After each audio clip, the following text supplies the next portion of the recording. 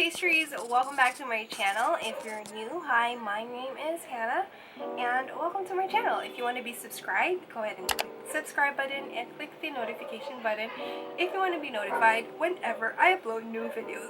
Excuse me, getting that in. So, today, I'm actually going to be doing what's hopefully going to be a series in my channel. I've always wanted to do this, but I just never found the right name to name the hopefully will become a series. And then I just kind of thought of it maybe in the last 2 weeks or so. Basically, I just want to be able to jump on here, do makeup, and talk about anything, whichever topic it will be. So I'm gonna name it, or I named it, Makeup and Hanash. So it's not necessarily a tutorial. So if that's something that you're looking for, then that's most likely not gonna be here. And I just wanted to talk about a lot of things, which is Hanash. And it has my name, Hannah, so I just think it kind of fits and meshes. So today I kind of just want to talk about 3 loves that you will have in your lifetime. So I don't really know where or when I came across this. It says that you will encounter we fall in love with 3 people in our lifetime, and I'm going to be sharing the 3 that I think fit into this category in my lifetime. So I haven't even died yet. I mean, anyway, before I proceed though, I'm gonna be talking about some hard stuff, some sensitive stuff. So trigger warning on abuse. So they say that the first love often happens at a young age, and that you eventually grow apart and call it quits over silly things. And obviously when you look back when you're older, you think, hey, that wasn't love, but it is love. It's what you knew what love to be. And I think that's essentially what puppy love is. And I've had that when I was 12, 13. Maagang lumande. Yeah, during that time, it was just, super intense, and I was just super jealous, and I don't even know where that jealousy was rooted in. I don't know if it was rooted in insecurity, probably, but I don't know. I think it was just toxic portrayal of what a relationship is, or what a girlfriend is supposed to be. You're supposed to be the only apple of his eye, and that anybody else that threatens that is, so I was very, very jealous. But again, it was just kind of, in my defense, it was kind of just kid stuff, Okay, so the reason why we broke up essentially is because, okay, so the trigger was, I was just so annoyed with him, I think, at that day. I don't know if I had my period, or if I just wasn't feeling okay, or I don't know what I was going through, but I was like, if you do this again, annoy me, if you annoy me one more time, I don't know if it wasn't, but it was if you flick my ear again, we're breaking up. Something like that. And he did it, so I was kind of sulking, saying, okay, we're breaking up, but in my head it was just kind of like a fight. But he went through with it because we did that back and forth a lot of times. I don't really know why he went through with the breakup this time. Maybe because he was already talking to someone, or he knew that I was talking to someone else. So again, I was cheating on him. So maybe I was insecure, because when somebody else showed attention, I was like, oh my god, I'm a shiny object? Okay, you can get a piece of this. Fuck. And he was just tipping point, okay, you don't want this, then fine, I think that's what that was. So I think he knew, and then just kind of, you know what, I'm over this shit. You want to be childish?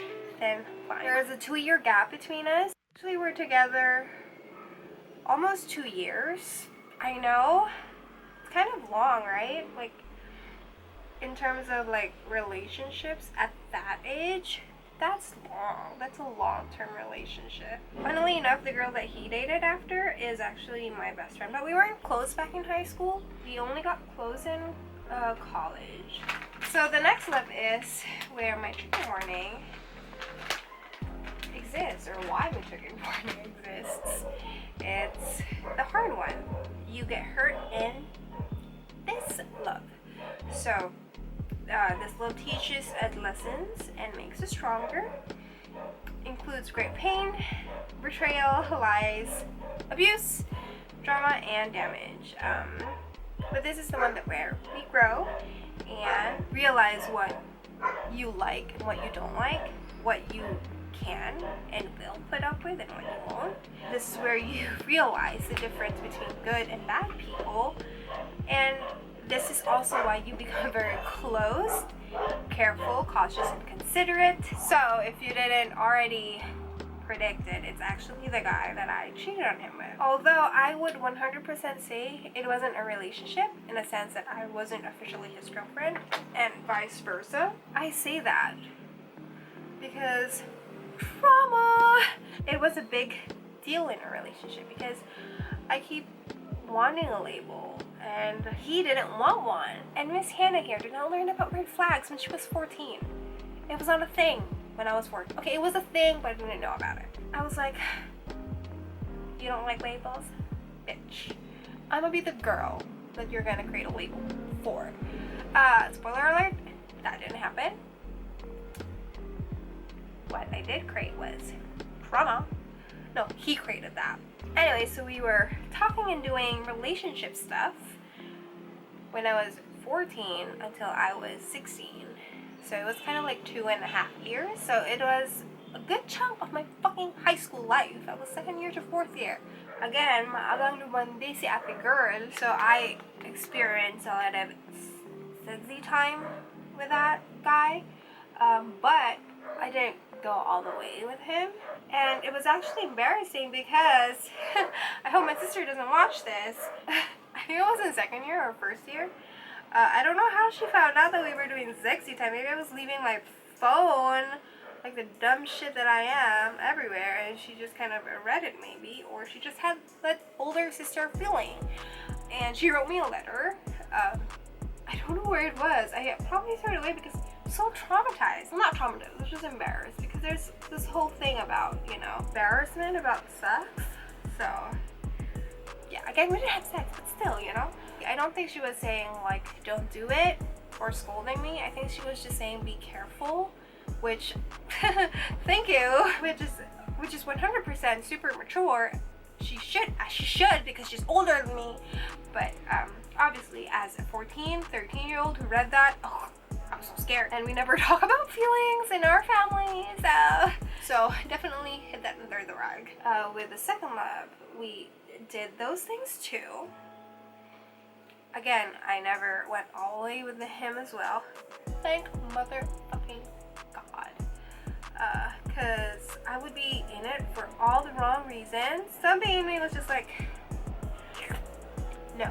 That's partly because of both of our end, because thank God we were scared of pregnancy.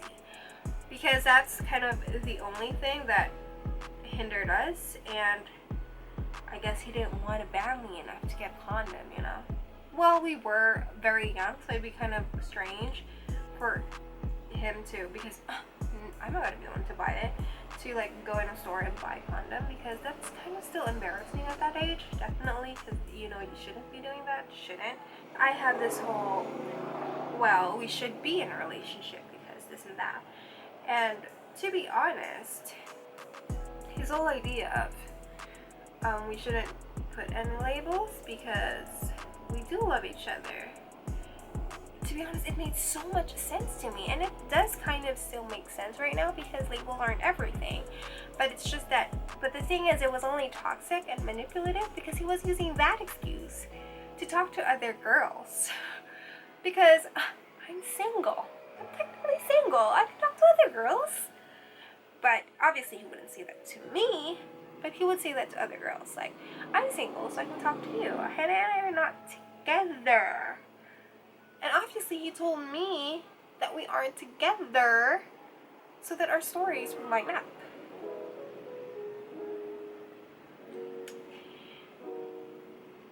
Bitch! Like I said, we did some sexy stuff, and anytime I like threatened to not be with him anymore or like stop whatever it is that we were doing, his little Miss Thing wanted labels and wouldn't give it to me. He couldn't give it to me. So I was like, you know what, and this is very important to me, and if you can't give it, then I'll just leave. And I don't know when it started, and because nothing is stopping him from talking to other girls because he's single, then I'm single too, bitch. So let me talk to other guys too, bitch. So I did. Obviously, I wasn't talking to them for the right reasons, and whenever he found out that I was talking to other guys, he would 100% torture me. Make it a point to court other girls, not in the same school. Like, he'd make it a point to give them flowers on Valentine's Day, give them this, and then have his friends make sure that I overhear that he gave so-and-so this. So, just to make me feel shitty, you know? Obviously, I would tell him all my insecurities. I tell him, why don't you want to be with me? Why wouldn't you want to be in this relationship with me? And he'd again just say, why do we need that label? I love you. Isn't that enough? I mean, no, it's not. And there came a point in that relationship where, you know how the guys were making sure that I overheard them talking about him giving stuff to other girls? He switched that and had the guys make sure, the guys in my class, my classmates, make sure that I overheard them talking about me doing these sexual things with him in detail. Making me overhear, oh, it was here and here. He did it this way, that way.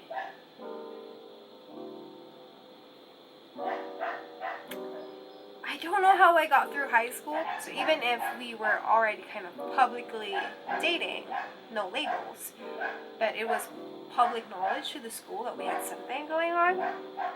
So for them, we were together, but for us, we weren't. And I didn't have anyone to talk to because I just never talked about my relationship with him. Like, in hindsight, maybe I think it was because I was fucking so ashamed that I had the fucking audacity to cheat, you know? And with such a fucking horrible person too. So I never really talked to anyone about it, and I don't know how I got through with it, to be honest. I think just my books. I like to escape. I didn't have my own room, so I don't think I was able to like cry about it. To be honest, I kind of blocked that out, that memory. But the thing was, I wasn't ashamed of what we were doing, because in my head, we were doing shit because, well, I was doing it because I loved him. And if it was embarrassing on anyone, it would be embarrassing on him, hopefully, because he was fucking around in my feelings. And he was so fucking insecure that whenever I threatened to not be with him anymore because I wouldn't take his shit, he's just gonna like continue blackmailing me. So yeah, that went on for such a long time. Usually when he finds out that I'm talking to another guy and there's like this huge potential that I'm fucking leaving him, like I was talking to a guy that was in college, it was like an older guy, and not super old where it's creepy, okay, because he was like 2 years older than I was, so it wasn't creepy. He felt threatened by that guy because that guy would like super show like tons of effort, and I was 100% considering him because we were not talking anymore. That maybe he knew that, so he knew that this time to submission wouldn't work. So what he did was showed effort. Aside from blackmailing me, he also had this tactic of withdrawing that love and then giving it to me every so often, where I would feel like, it's fucking there. I can make him fucking commit to me. I was like, okay, I'll give it time. He's showing that he can change, or that he will change, and he's doing his best. So okay, so I fell into the freaking cycle again. And then there was just this one defining moment, I guess, in 4th year, my last year in high school, where I kind of just went, you know what, enough is enough. So I stopped. And I am the type of person who's like, if I say it out loud, I have this huge need to follow through, because I already said it. When I decided in my head that I wanted to leave him, I made it a point to tell someone in my life that I was, so that I would follow through. And after that, maybe there was like a month. It went on for a month. I was so happy. I also kind of got bored not having any guys. So I went ahead and contacted this guy, also a classmate of ours. Heard over the grapevine that he liked me, and we were like nearing graduation, so we've got like 3-4 months left of school. So I like thought to myself, you know what, let's just do a last like high school fling, nothing fun, nothing too cray. And when he found out about it, second guy found out about it, he 100% tried to reel me in. And I don't know why, because from all of the past guys that I contacted when I was feeling down, he never promised me a relationship. He just, just kind of reeled me back in by whatever fucking bullshit. But this time, I don't know, maybe he really felt that this was it. Promised me a relationship.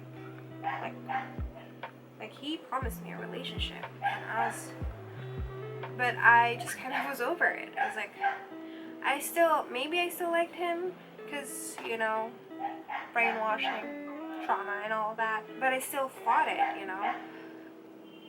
still fought through it. I fought against it. And I guess I never understood the depth of what he did to me. I've only come to realize how bad it was. I don't know how he is right now, but he never apologized, so I don't know, Let's go to the third love. The love comes blindly. No warning, creeps up on you silently. Go looking for this love, it comes to you. You can put up any wall you want, it will be broken down, and you'll find yourself caring about the person without trying. They look nothing like your usual crush types, but you get lost in their eyes daily. Oh my god, that's so cheesy. See? Jaded.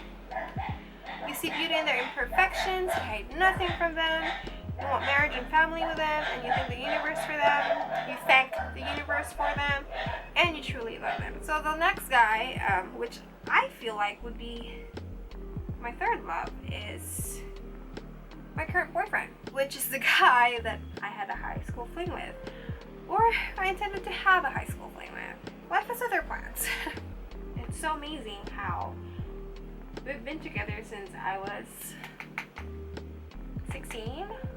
And I'm like 29 now, and he was there through it all, So this ends my pilot episode of Makeup and Hanash, and let me know what you want to hear from me next, what topic I should tackle. Let me know which one you think you're in right now, which love, which person that is.